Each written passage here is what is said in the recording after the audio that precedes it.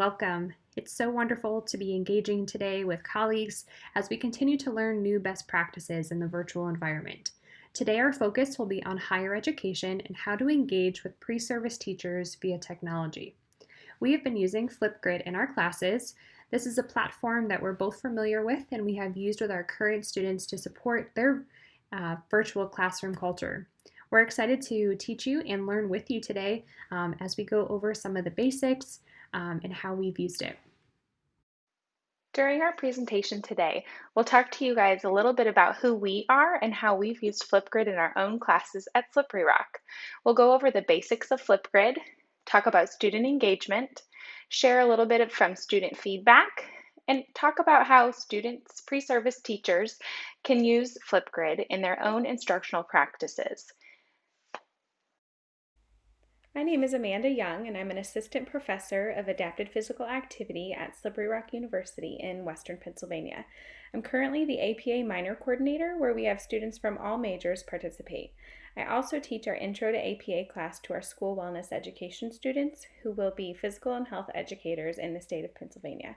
I also teach graduate courses for our APA master's students. My name is Jessica Hall-Wirth, and I am an assistant professor in the special education department, also at Slippery Rock University. I mainly teach pre-service undergraduate students who will be special education and elementary education teachers after graduation. My current classes hone in on early intervention practices, instructional practices for individuals with extensive needs, and supervising students in the field. I also teach a few classes in the graduate program and doctoral program. In the doctoral program, I support students in dissertation seminar. If you're new to Flipgrid, we'll show you how to use it. Flipgrid can be used on a web browser or a downloadable app. It's really great for asynchronous modality of teaching so that students can watch videos and create videos on their own time when it's convenient for them. We really love that there's restricted access based on our classroom codes. So students do not have to create a new account. They can log in with their SRU credentials and access our Flipgrid codes. It's also Gen Z approved. It's basically like social media for the education world. Students with disabilities can also benefit from using Flipgrid with different modifications and accommodations. For example, I had a student in one of my classes who had a visual impairment. It was so much easier for him to be a part of our conversations by recording a video and talking rather than typing up a discussion post and reading everyone else's posts on the discussion board. I will now take you through Flipgrid. There's two options, educator login and an educator sign up. You are going to complete the educator login or the sign up if it's your first time. So once you're in here, you're going to see that you have discussions in groups. These are all the different groups that I've created for different classes and professional development. You'll see that you can make them active, hidden, you can share them in a number of different ways. And there's a couple different actions you can do. You can add people, you can put it into teams, you can export the data. If you create a group, you can make it either private or public. It has a name, a code, and students. Make sure that they're joining with their email, whether it's their Google School email or Microsoft email. This will keep it private.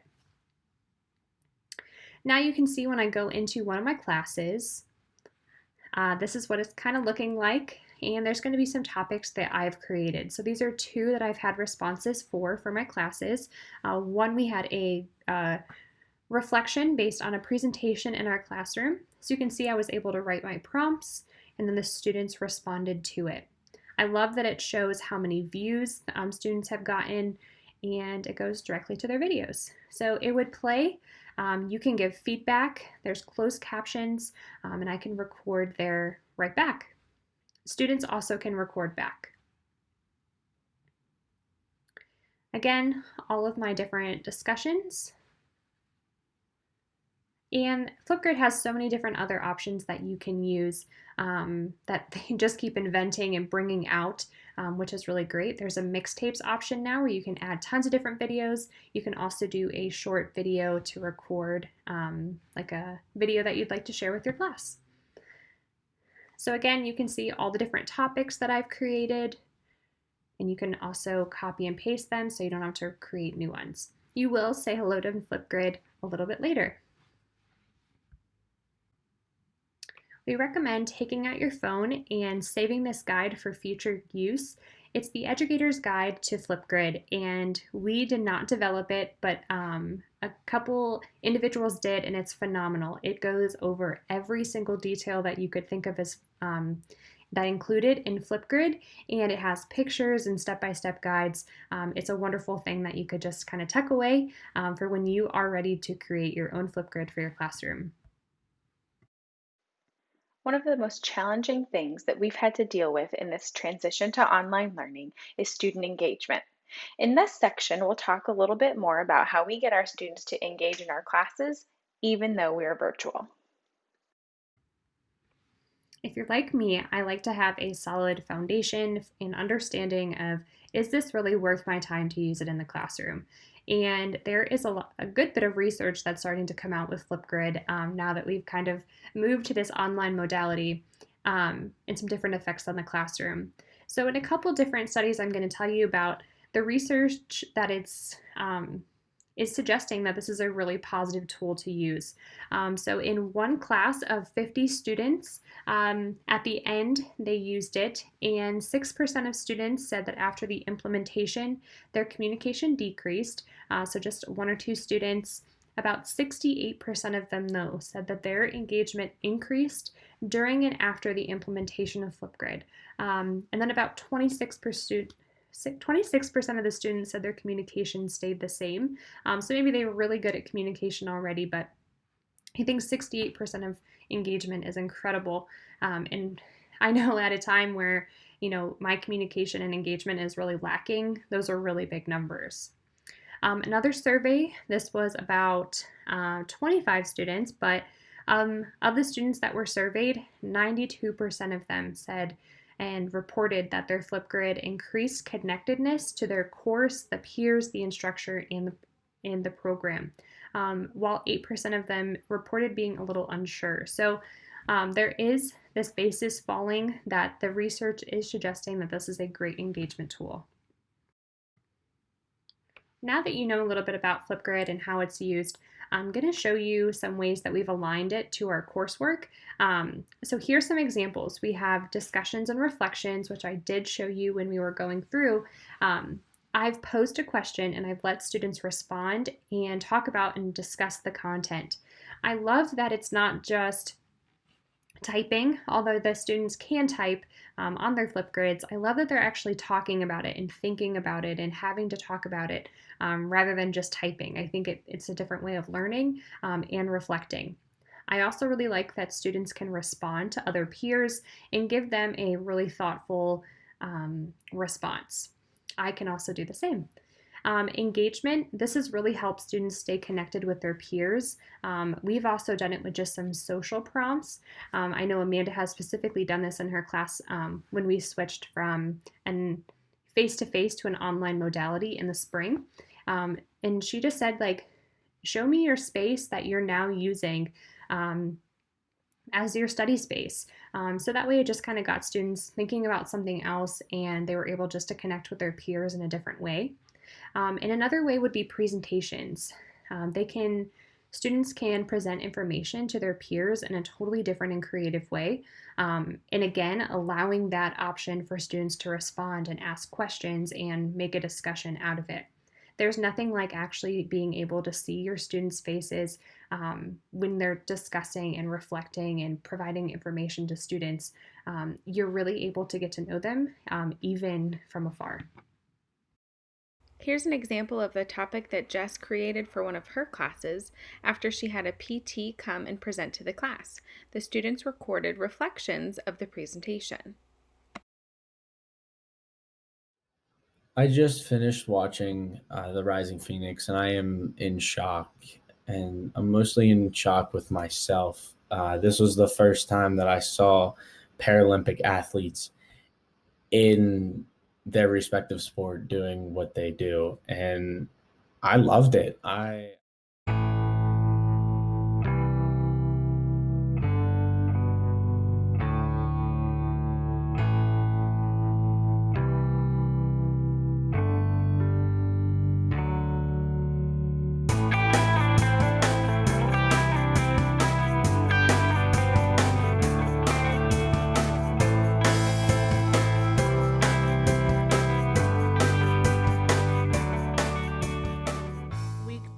quarantine, and my mom is sleeping on the deck.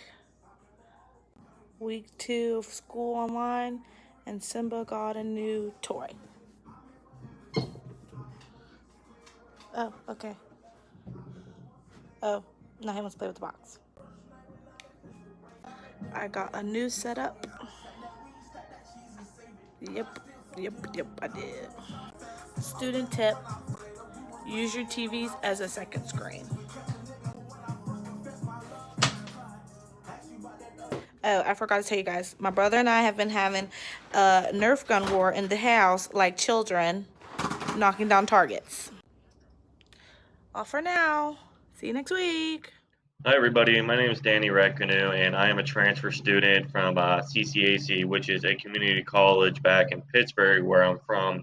I transferred up here about 3 years ago and switched my major from nursing to now early childhood special ed. The reason doing so is I work at a summer camp during the summer and for kids with disabilities, and I absolutely fell in love with it. So here I am today, 3 years later, getting my bachelor's degree and now picking up a minor in APA. I'm excited to see opportunities ahead and the challenges awaiting, and I'm just ready to take on this semester with everyone else. Thank you. Two things that I learned from the physical therapy and early intervention presentation was that families are super involved, especially during this time with COVID-19. There's a lot that is expected of parents when it comes to the exercises to do at home. There is definitely more involvement with the parents than what I would have anticipated. Also, the therapy is very individualized, and I thought it was really cool to know that depending on what the child prefers, that's what the type of exercises are going to be based off of. So there might be an exercise that a child doesn't really like and doesn't respond to well, and they don't have to do it. There's other options, which I thought was very cool. And as a future educator, I just became more appreciative of all that the PTs do in early intervention. It can definitely be difficult to meet the needs of not only the child, but get the families on the same page and make sure you're supporting the entire family. So I thought it was nice how she brought up that there is a negative side, and that's okay. That's part of the job, but it's the reality of it. So I really appreciated her honesty. And overall, I would give the presentation 5 stars. I thought that it was helpful, and I feel like I learned a lot of knowledge that previously I hadn't really known much about at all. Hi, everybody. My name is Erin McKay, and I'm a sophomore here at Slippery Rock. My major is early childhood education and special education, and I just added the special education, so I'm really excited about that. I am from Pittsburgh, PA, and I went to Keystone Oaks High School. I don't know if anyone knows where that is. Right now, I'm living off campus at the Grove, and I love my apartment a lot. And something I like to do in my spare time, I like to read, write, and I really enjoy dancing. I'm also living here at the Grove and love my apartment. And that's very exciting that you just added special ed to your major. So as we know, obesity is a major health concern, and for individuals with ID, it can be even greater. So in previous studies, they found that adults with severe profound ID actually have lower rates of obesity than adults with mild or moderate ID, which is interesting to me. But that's why they said we need to look at the lifestyle behaviors of these individuals. So this study looks at individuals 16 and older who are in that transition phase of life. So they found 3 main themes, and that was situatedness, which refers to the culture at school and at home, motivation, which is self-efficacy and connectedness, as well as the wider environmental influences. And so that includes the weather, availability, and price. So at school, physical activity and physical education, having a routine was super key, as well as just having a routine for scheduling to eat. The lifestyle, the parents often acted as a barrier. It can be a facilitator as well, but it was most often found as a barrier. And when individuals lack skills, they don't feel confident and they don't want to participate, but they also love that team and competitive spirit that goes along with physical activity. They found that PE is so important because it may be the only source of physical activity they're getting, and it is structured. And social relatedness with the teacher is so important because when that's lacking, it can lead to a lot of just negative things overall. Overall, school structure, high self-efficacy, and social connectedness facilitated PA and a healthier diet. Hi, Caitlin. I liked how you talked about the lifestyles of parents and how they might be facilitators or barriers. And I can see that because many of the participants relied on their parents for physical activity and diet outside of school. And it turned out that the only place they were receiving somewhat of a diet or physical activity structured plan was during school. And at that, some of the participation in sports they didn't enjoy, or they did, maybe. So that could have a factor in it as well. Also, other barriers were living locations and means to get around, which that doesn't help anybody if you're unable to do any of those. But one thing I found worth noting was the parents who did live a healthier lifestyle. It did rub off on their children, and their children were more physically active, and they were they had a better, healthier diet as well. We all know the importance of social and emotional wellness, especially during a pandemic. So I use Flipgrid as a wellness check. I pose questions to my students and let them check in just to see how they're doing. So I might ask questions like, how are you? What's going well this semester? What are some challenges? Name one highlight of your week. I always want to make sure that I come back to the positive because, especially during this time, it's really easy for our students to be down. So, this is a great way to check in and see how they are. Hey guys, we did it. This is our last Flipgrid last week. It's been fun. Some highs and lows of the semester. Some lows were the social distancing. Not a fan of that. Online classes. Not really a fan of that. I feel like I learned more in the classroom, being around the teachers and students. And some of the highs were being in class. The activity days, I feel like I learned a lot of different physical activities I can teach, different age groups. Um, it was definitely a fun semester. Loved the class. Wish we could still be in class. Some of the stuff I'm looking forward to in the summer is stuff opening back up, hanging out with friends, swimming, having fun, parties, just being able to see people, going out, get foods, etc., stuff like that. It's definitely been fun. Can't wait to see all the students, all my friends, teachers again next semester. Yeah, it's been fun. Hey everybody, I just figured out that you can use cool effects when you make these videos, so that's fun. But I hope everybody's doing well. I have been very stressed and busy this semester, which I'm sure most of you can relate to. But on the positive side, we're in week 10. The Steelers are 5-0, and we only have 24 school days left, I think, in the semester. But yeah, so I've been working and obviously doing homework all the time. I've been working to take extra time to relax though, so my advice for all of you guys is that no matter how much homework you have, it's important that you do take time to relax or do something that you enjoy. So I hope you guys have a great couple weeks ahead, and I'll see you in class.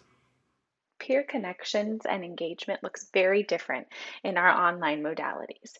Flipgrid gives students a way to be able to stay connected with their peers.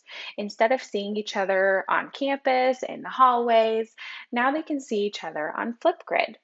In this example, we used Flipgrid to stay connected. So my students recorded some kind of cooking show to talk about something healthy that they were making or eating while they were at home.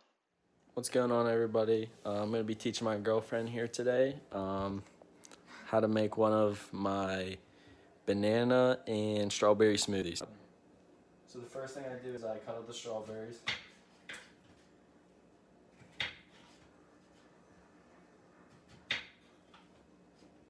So next up I cut up the banana. See, we already went ahead and just cut up all the strawberries.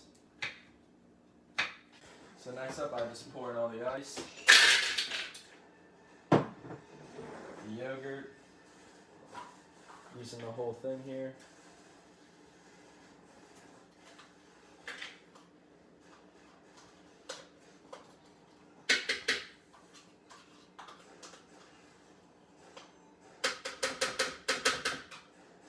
Then we pour in all the fruit.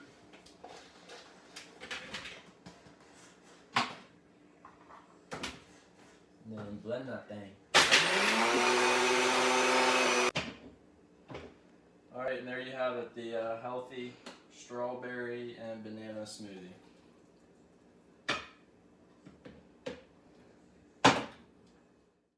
Flipgrid has its own way of using grading rubrics or scoring and comments that you can provide to your students. One way that you can use Flipgrid for assignments or assessments would be to give them a participation grade, so your Flipgrid can count as their daily participation. One of my favorite aspects about Flipgrid is that it is so easy to grade, especially with a double screen. I'm able to have the Flipgrids up on one and then our grading platform on my other screen, and I'm able to quickly go through all of the different discussions that the students have posed, and I can easily grade and respond there without having to go back and forth. It just makes it really easy. Another great feature of Flipgrid is that we've actually learned how to embed this into our platform.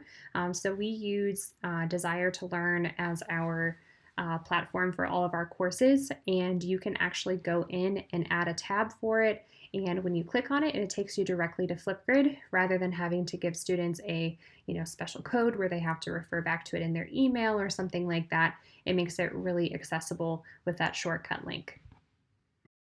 There are so many different ways that you can use Flipgrid. You can use it for introductions, you can send out newsletters, you can collaborate with people, you can encourage students, they can share stories, you can have a debate. Don't recreate the wheel because there are so many people out there who are using Flipgrid right now. I would recommend following Flipgrid on social media so you can see how other people are using it. Recently, our national consortium used Flipgrid to record questions for a Twitter chat. Shout out to Dr. Bittner for pulling that all together. If you want to see more of what we did with it, check out Twitter with the hashtag APEChatter. Now we're going to throw the question back to you. How do you think you can use Flipgrid in your own classes?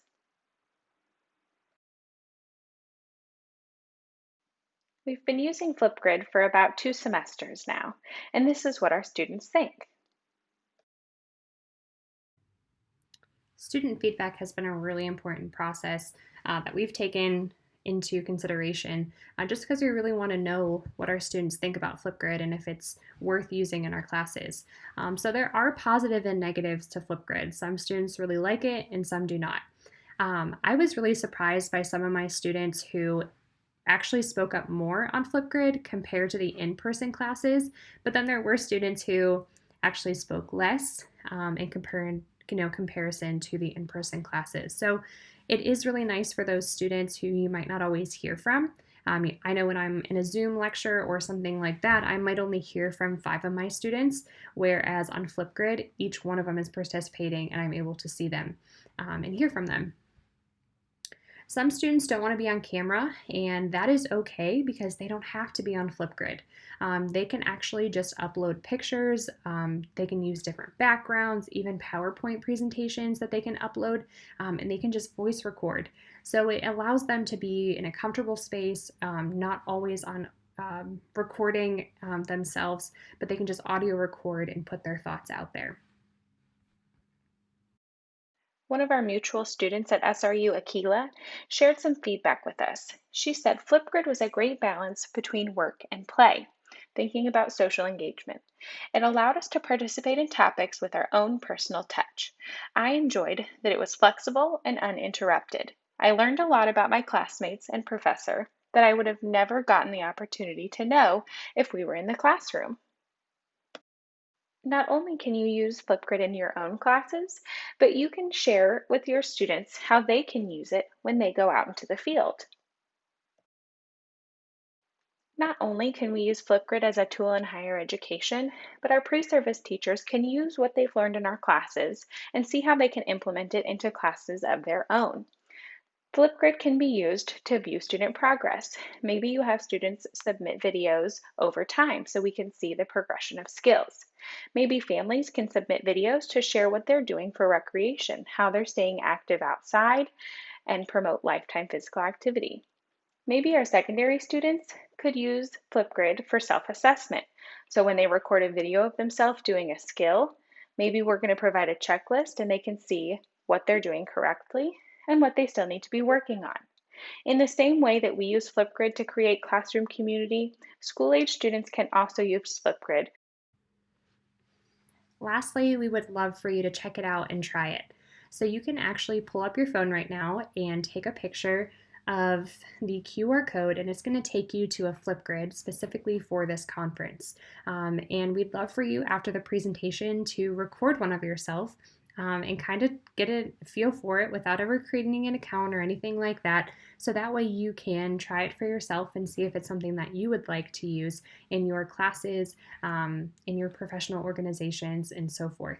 So I hope you're able to meet others at the conference this way. It's just a really fun way to engage. Thank you so much for joining us. We hope that you found something helpful, something useful, so that you might be able to use Flipgrid in your own classes.